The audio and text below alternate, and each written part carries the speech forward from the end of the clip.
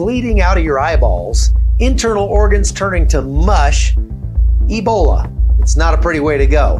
And the threat to America and the world is very real. We'll talk to experts on bioterror today on The Hot Zone.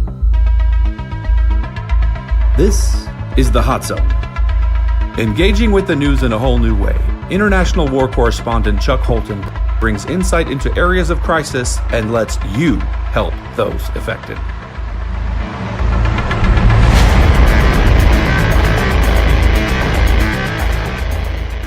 Hey everyone, it just struck me that there was a great novel I read years ago about an Ebola outbreak in the United States. It's the kind of fiction that keeps you up late at night and makes you shudder to think about the possibility, a pandemic of an incurable virus like Ebola. Ugh. That novel, as it happens, was called The Hot Zone. So, in some parts of Africa today, that fiction's now a reality. In the Democratic Republic of Congo, there have been more than 600 cases reported of the Ebola virus, and the mortality rate is over 50%. A nightmare scenario in a country with poor infrastructure and more than 85 million people. Now, I visited the DRC like 10 years ago, and let me show you what it looks like, just to give you an idea of the scope of the problem. This is Goma, Democratic Republic of Congo. The people of this war-torn country are celebrating. After a generation of war, there may finally be light at the end of the tunnel. There were dark days in the aftermath of the Rwandan genocide more than a decade ago. Hutu criminals fled into Congo and continued their reign of terror on local villagers. These women are some of their victims, all of them gang raped by Hutu militiamen. Tutsi militias sprang up to protect their people, and both sides clashed with government forces along the border.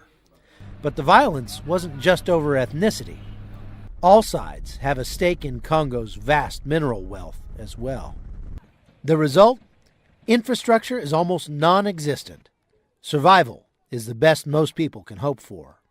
In the warfare of the last decade, non-combatants have paid the highest price, with death and destruction in Holocaust proportions. Over 5 million killed and another million made homeless. But allegiances here can change quickly. Recently, two bitter enemies, the Congolese and Rwandan army, joined forces to hunt down the leader of the Tutsi resistance, Laurent Nkunda. They captured him as he fled with a truckload of blood money into Rwanda. Then last week, the Hutu militias agreed to lay down their arms and leave Congo altogether. As I drove around the city of Goma, the mood was cautiously jubilant. People marched in the streets to celebrate the ceasefire. At the Beth Saida Pentecostal Church, Sunday services were filled with joyful songs of praise.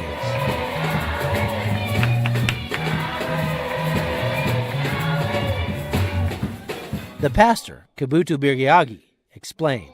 We pray again, but now we don't pray. We praise the Lord. God, thank you. God, thank you. Yeah, that is our prayer now. For the hundreds of thousands of people who are still living in these camps for internally displaced people around Kivu province, it seems like they're short of just about everything except children. Even if the peace holds, it will take years for this country to get back on its feet. And that fact is keeping these believers on their knees in prayer. The future, we have to work much to have our peace full. Chuck Holton, CBN News, in Goma, Eastern Congo.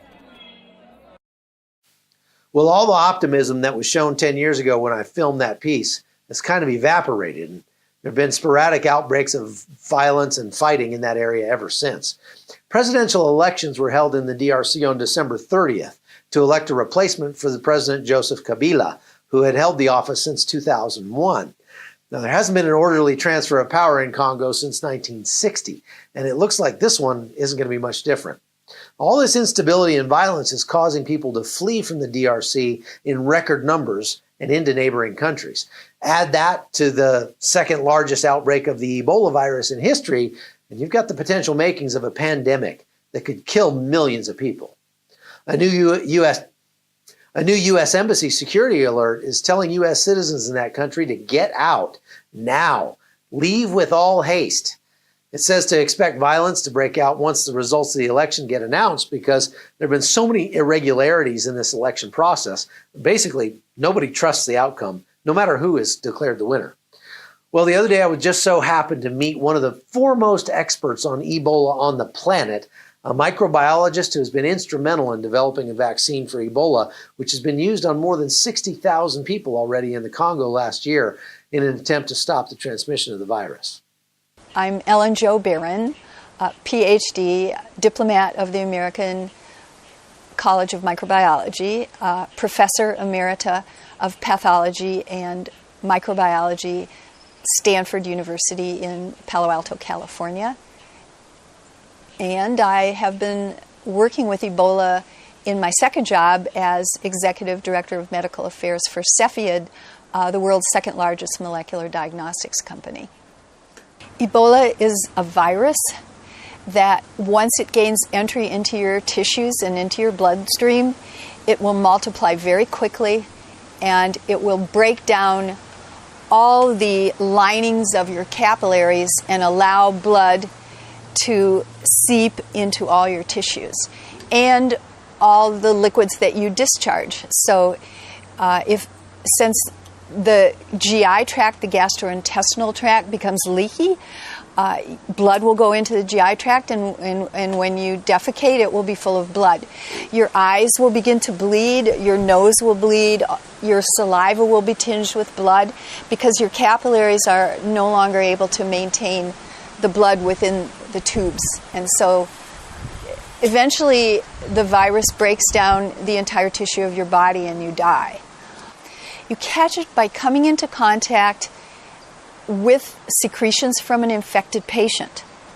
And it can't penetrate intact skin. So it has to penetrate either through your eyes, your nose, your mouth, or through a cut. The mortality of an infection is anywhere from 50% to 80 or 90%, depending on the supportive care you get. Although there are some treatments in clinical trials in the Congo, where the ongoing outbreak is, there is no known cure for Ebola virus infection. You can't catch it by casual contact, but there is a potential for airborne transmission. So actually, if someone sneezed on the bus and you breathed in that sneeze particles fairly quickly, you could contract Ebola from that. So what's the biggest fear that the CDC has about Ebola? I think the biggest fear is the panic that would be engendered in the population if there were some Ebola cases detected in the United States. When patients come back from the Ebola zone, they're placed in the strictest type of quarantine possible just to prevent additional cases from occurring. But only healthcare workers or people who come in direct contact with those patients would be at risk. It's very hard to weaponize Ebola to infect a lot of people at one time easily, because the virus will live in blood for up to 3 weeks, for example. So if you had large quantities of infected blood and you blew those tubes of blood up in a crowd, everybody who got hit by a piece of glass would become infected by Ebola, but that would be several hundred people at most. You can't put it into the air and disseminate it into a stadium like you could anthrax spores.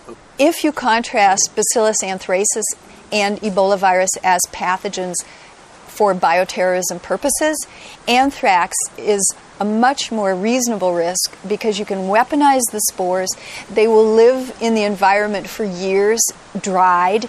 You can grow it in culture easily, so you could grow billions and billions of them, put them in some sort of bomb, wait until the right moment, and then disperse them widely. Whereas Ebola, the most time it will live is 3 or 4 weeks, and it must be in protein or in blood. You can't dry it out and then disseminate it. So you would have a much smaller group of people that you could infect at one time. So anthrax is a bacterium that grows very quickly. It makes an environmentally strong, resistant spore form that can exist in the soil or on a dry surface for years, waiting for the proper environment to then regerminate and become a bacillus. And anthrax is weaponizable because of those spores. We've already seen in 2001 a huge national panic attack when only 3 or 4 people actually became infected with anthrax when it was sent through the mail in spores. But everyone else thought they were at risk, and other people became very excited. It was easily cured, and you can disinfect a building using hydrogen peroxide vapor, for example, easily. But nevertheless, large numbers of people could be infected by weaponized spores. Whereas Ebola, you could infect 100 people at once, but not much more than that. And then each individual additional case would be a person-to-person contact. When in Africa, there are a number of cultural norms, such as how to manage a dead body and bury the body. And so family members want hands-on the body. They want to be able to bathe the body, clothe the body. It's hard to get those people to change that behavior until the test has been performed to rule out Ebola. So the biggest number of people who catch it in those pandemic areas are family members who are handling the secretions from the patient while they're sick, caregivers such as laboratory workers and physicians and nurses, and then the family members as well. So it passes person to person on hands and secretions.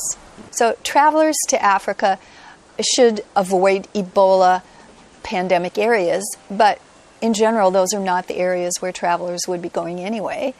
And one should always wash one's hands when you're traveling often and avoid secretions from other people, even including sexual transmission.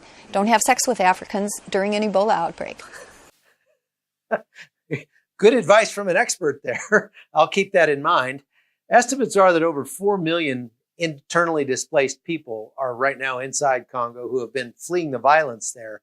And last year, more than 1.7 million refugees, which puts the scale of this disaster on par with Syria or Yemen. But the rapidly growing number of Ebola cases being reported there only makes things that much worse. The Trump administration announced January 2nd that it was sending a contingent of 80 U.S. troops to neighboring Gabon to serve as a quick reaction force to evacuate people from the U.S. Embassy in Kinshasa, Congo, if the violence begins to threaten U.S. citizens there. The Centers for Disease Control have been interfacing with the U.S. military to be ready to respond to these kinds of disasters rapidly and efficiently.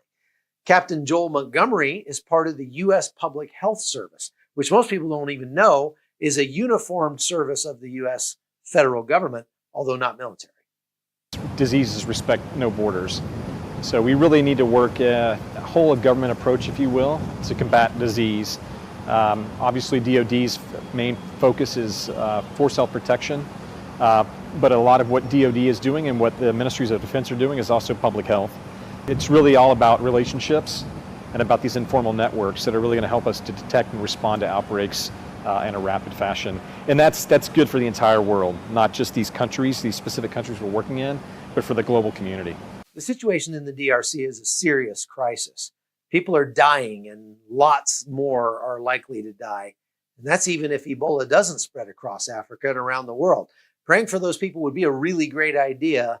And if I can work it out to get over there sometime in the next couple of months, I will.